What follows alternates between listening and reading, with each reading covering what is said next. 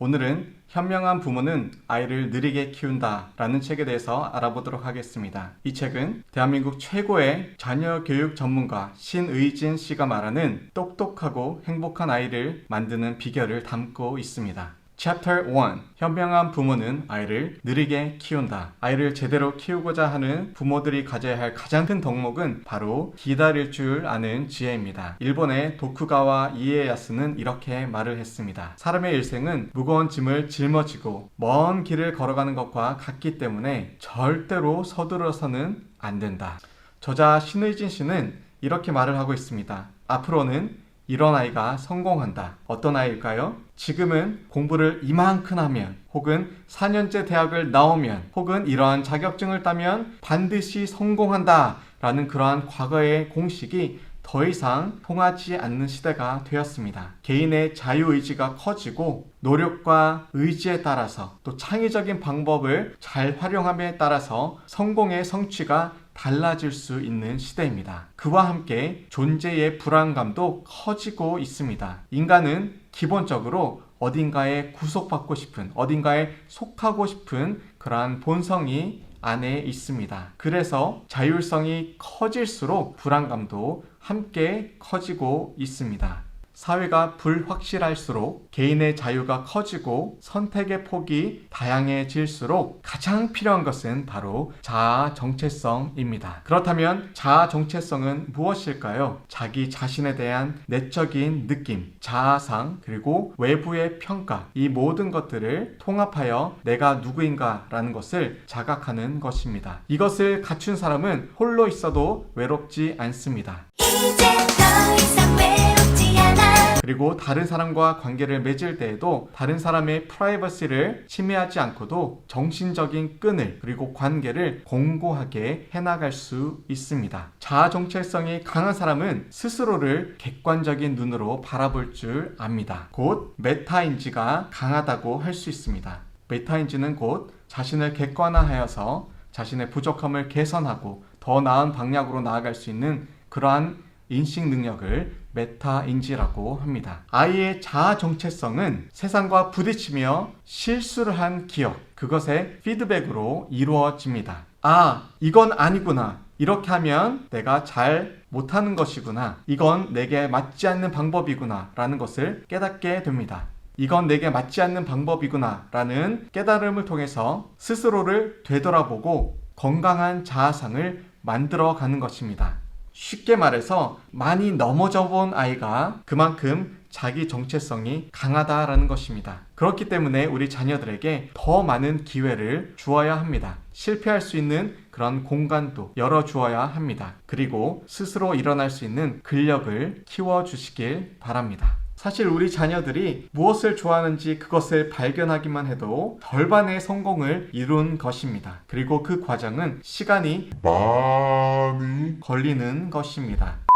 그럼에도 절대 조급하게 생각하지 않아야 합니다. 그리고 억지로 강요하려 들지도 마시길 바랍니다. 앞으로는 분명히 자아 정체성이 강한 사람이 성공할 것입니다. 부모가 할 일은 어떠한 이유로 내 아이의 자아 정체성이 늦어지고 있는지는 않는지, 그리고 내 아이가 진정 원하는 것이 무엇인지 끊임없이 시간을 두고 인내하면서 면밀히 관찰하는 것입니다. 그렇다면 부모 될 자격이 있는지 스스로 진단해 보시길 바랍니다. 사실 아이 기르는 것에는 우리 모두가 초보로 시작을 합니다. 누가 아빠가 딱 된 상태로 아이가 태어난 것이 아닙니다. 엄마가 될 준비가 모든 것이 된 상태로 우리 자녀가 이 땅에 나온 것이 아닙니다. 그렇기 때문에 사실 부모됨의 척도는 각각의 사람의 생각과 환경, 경험에 따라서, 그리고 가치관과 사고에 따라서 각기 다 다를 수도 있습니다. 그럼에도 공통적으로 반드시 갖춰야 할 것들이 있습니다. 첫 번째로 결혼 생활에 제대로 적응하고 있어야 합니다. 남편과의 혹은 아내와의 관계가 원만하십니까? 만약 맞벌이를 하고 있다면 육아와 또 가정 살림은 함께 공유하고 있습니까? 현재 나의 가정의 경제적 여건은 어떠합니까? 그리고 시댁과의 관계 혹은 장인 장모님과의 관계는 어떠합니까? 두 번째, 아이에 대한 기본적인 이해가 있어야 합니다. 책에 보면 이러한 예화가 나와 있습니다. 한 아이에 대한 이야기인데요. 이 아이는 영어 신동이라고 불렸습니다. 이런저런 TV에도 나오게 되었습니다. 그런데 이 아이가 하루는 이 신의진 박사에게 테스트를 받게 되었는데 이 아이의 눈빛이 불안불안합니다. 알고 보니 부모의 강요에 의해서 이 아이가 영어를 억지로 공부하게 된 것입니다. 그리고 어머니의 지시를 잘 따르지 못할 때에는 똑똑한 야단도 맞았습니다. 사실 엄마의 사랑을 조건 없이 이렇게 받아야 할 그러한 시기에, 그리고 그 사랑을 바탕으로 세상에 대한 신뢰를 쌓아가야 할 그러한 시기에 사고력을 요하는 학습을 무리하게 요구받은 나머지 그 아이는 마음에 병을 얻은 것이지요. 우리는 아이의 성장 과정에 대한 깊은 이해가 있어야 합니다. 끊임없이 아이를 관찰하고 특성을 파악해야 하는 것이지요. 그렇다면 무엇이 어린아이에게 가장 중요할까요? 어린아이 시절 가장 중요한 것은 세상에 대한 신뢰감을 형성하는 일입니다. 기본적 욕구가 충족되어야 하는 것은 물론입니다. 아이가 사랑받고 있다, 세상은 살만한 곳이다, 이러한 감정을, 이러한 생각을 할 수 있게끔 우리 부모가 그 울타리가 되어줘야 하는 것입니다. 세 번째, 이타심이 있는가 점검해야 합니다. 이타심은 정신적인 성숙도, 내 아이에 대한 마음이, 사랑이 있는가에 대한 여부입니다. 나를 버리고 이 아이를 조건 없이 사랑할 수 있는가라는 것은 무척이나 중요합니다. 아이에 대한 이타심은 꾸준한 인내와 노력이 필요합니다. 끊임없이 자식을 향한 사랑을 가꾸고 개발해야 합니다. 만약 내가 실수한 경우에는 최선을 다해서 내 실수를 인정하고 반성할 뿐만이 아니라 아이가 받았을 상처를 보듬어 안아 싸매 주어야 할 것입니다. 그리고 가장 좋은 것은 애초에 그런 상황을 만들지 않는 것입니다. 또한 아이를 기름에 있어서 느림은 선택이 아니라 필수입니다. 아이마다 발달 정도가 다 다를 것입니다. 그래서 모든 아이들에게 동일하게 똑같이 적용되는 그러한 기준점은 없습니다. 그렇기 때문에 우리는 섣불리 이 아이에게 무슨 문제가 있는 것이 아닌가? 이렇게 판단하는 것을 보류해야 합니다. 그런데 간혹 보통 아이들보다 훨씬 더 다루기 어렵고 기르기 힘든 아이가 있는 것도 사실입니다. 그런데 환경이 좋아서 그런 어려운 아이들이 잘 극복이 되기도 하고요. 그리고 선천적으로 아주 좋은 성품을 타고났지만 환경이 너무나 열악하고 힘들어서 아이가 문제 행동을 가진 그러한 성인으로 자라나는 것도 왕왕 있는 일입니다. ADHD라고 알려진 주의력 결핍 과잉 행동장애라는 것을 알고 있을 것입니다. 이러한 ADHD가 있는 아이들도 부모의 교육에 따라서, 부모가 어떻게 아이를 기르는가에 따라서 확연히 다른 결과를 나타내기도 합니다. 너그럽게 또 사랑으로 아이를 잘 다루는 엄마가 있는 반면에 매사에 신경질적이고 조급하며 화를 내는 엄마도 있습니다. 어느 경우 아이가 더 바르게 자라날까요? 또한 우리는 옆집 아이와 우리 아이를 비교하지 않아야 합니다. 중요한 것은 smiling on happy face, 곧 행복한 표정, 웃는 얼굴을 전반적으로 늘 유지하고 있으면 그 아이는 문제가 없다라고 보면 크게 틀리지 않습니다. 신의진 저자는 라다크의 육아법에서 배워야 할 것들이라는 소제목 아래에서 이러한 내용을 다루고 있습니다. 빠르게와 느리게 어느 것이 더 좋은 것입니까? 이렇게 질문하는 대신에 과연 저것이 정말 필요한 것일까? 라는 질문을 한번 던져보십시오. 또한 남들도 하니까 나도 꼭 해야 돼. 정말 그러합니까? 우리 자녀들에게는 우리는 솔직해질 필요가 있습니다. 자, 그렇다면 우리 어린 자녀들에게 필요한 것이 무엇입니까? 무엇보다도 정서적인 안정입니다. 특히 3, 4세 이하의 영유아들에게는 부모와의 정서적인 접촉이 무엇보다도 우선시 되어야 합니다.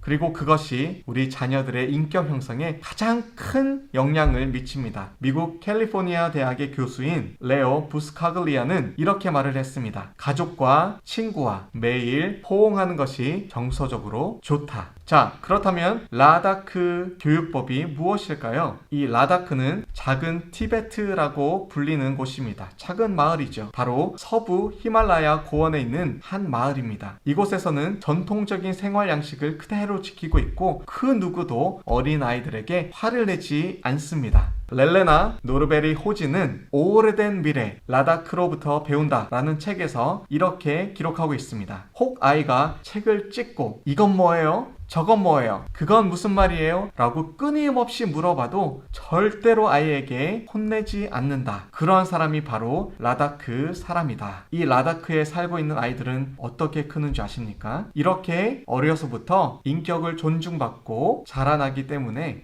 5살만 되면 등에 자신보다 조금 더 어린 아이들을 이렇게 메고 다니면서 다른 사람에 대한 책임도 질 줄 아는 그러한 아이로, 그러한 어른으로 성장해 갑니다. 그것은 곧 어린 시절부터 충분한 사랑을 받고 충분한 인정을 받고 충분한 격려를 받은 그런 아이들이 더욱더 성숙한 어른으로, 성인으로 성장해 간다는 것을 보여주고 있는 것입니다. 아이에게 무엇을 강요하기보다 어떤 틀을 만들어 놓고 너는 이렇게만 해야 돼 라고 하는 것보다 어려서 어느 정도 실패하는 것도 허용해주고 마음껏 생각할 수 있도록 그 그릇을 키워주는 그런 과정 속에서 자녀들을 가만히 놔둔다는 것입니다. 그리고 스스로 성장하게끔 틀을 열어준다는 것입니다. 그런데 여기에 필요한 것은 아이에 대한 절대적인 사랑과 신뢰, 믿음이 필요합니다. 그리고 부모에게 필요한 것은 기다림의 지혜입니다. 느리게 키우기의 핵심은 무심한 부모들의 육아법이 아니라 아이를 지속적으로 관찰, 보호, 인내하면서 적절한 울타리가 되어서 마음껏 뛰어놀며 자랄 수 있도록 돕는 데 있습니다. 그리고 느리게 키운다는 것의 진짜 의미는 이렇게 두 표현으로 요약할 수 있습니다. One step behind, one step ahead. 자, 영유아기의 기본적인 특징이 무엇입니까? 바로 본능적으로 무엇인가를 탐색하고자 한다라는 것입니다. 호기심 자체가 바로 본능인 것이죠. 무언가 새롭고 재미있는 것을 보면 깔깔깔거리면서 웃습니다. 그 얼굴에 smiling face가 저절로 이루어집니다. 어린아이들에게, 영유아에게는 탐색하는 것 그 자체가 엄청난 기쁨과 발견이 됩니다. 주변의 새로운 것들을 보고 경험하는 것 그 자체가 엄청난 교육이 되는 것이죠.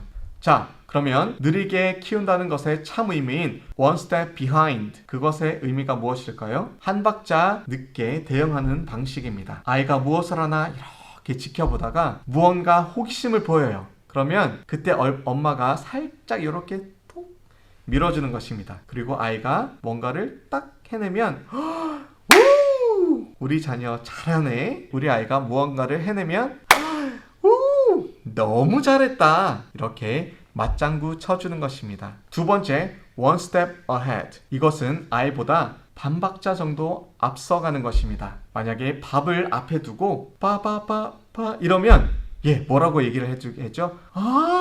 밥!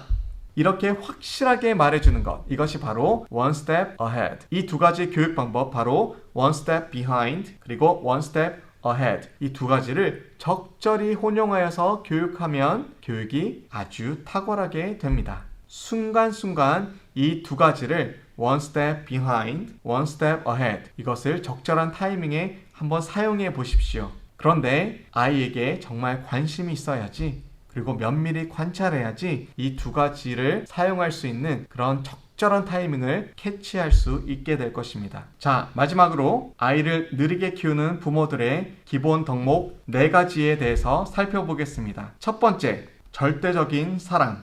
엄마와 아이 사이의 결합성, bonding이 필수적이다 라고 기록합니다. 서로 간의 애착은 상호 교환적입니다. 엄마가 아이를 사랑하고 그리고 아이 또한 그 엄마의 사랑을 받고 다시 엄마에게 사랑을 줍니다. 이때 중요한 것은 아이와 엄마가 함께 나누는 공통된 둘만의 공감대가 형성되는 것이 너무너무 중요합니다. 두 번째, 민감성. 아이가 어떤 사인을 하나 보냈어요. 그러면 그것을 민감하게 알아채고 그것을 빠르게 해석하는 능력이 필요합니다. 아이가 왜 우는지 혹은 아이가 왜 웃는지 그것을 정확하게 파악해야 하는 것이죠. 세 번째, 반응성. 아이의 사인을 알아채고 꼭 필요한 반응을 그때 해주어야 합니다. 자, 기본적인 욕구, 먹고, 자고, 배설하고, 노는 것. 이것을 잘 채워주어야 합니다. 그리고 마지막, 네 번째, 일관성. 아이의 사인에 민감하게 반응하되 시시각각 변하는 엄마 대신에 원칙을 가지고 일관성 있게 자녀를 대해야 합니다. 엄마가 처하는 어떠한 상황이, 환경이 아이를 대하는 태도와 이렇게 결부되어서는 안 됩니다. 예를 들어서 기분이 좋아요. 기분이 좋을 때는 막 아이에게 너무너무 잘해주다가 어떤 문제가 생겼어요. 직장에서 스트레스를 받았어요. 남편과 싸웠어요. 그러면 아이에게 그 모든 스트레스를, 아픔을 힘든 것들을 막 쏟아붓습니다. 절대로 그렇게 해서는 안 되는 것입니다. 자, 항상 머릿속에 이렇게 한번 훈련해 보십시오. 내 아이와 내 주변 환경은 분리해서 생각하자. 원칙을 세우기에 앞서서 일관성 있는 인내심부터 기르자. 어느 상황에서건 아이를 위해 인내한다는 마음을 갖고 시작한다면 반드시 길이 보일 것입니다. 자, 오늘은 현명한 부모는 아이를 느리게 키운다. 첫 번째 챕터에 대해서 살펴보았습니다. 자, 다음 주에는 두 번째 챕터 5살까지는 마음껏 놀게 하라 라는 내용을 가지고 다시 돌아오겠습니다. 감사합니다.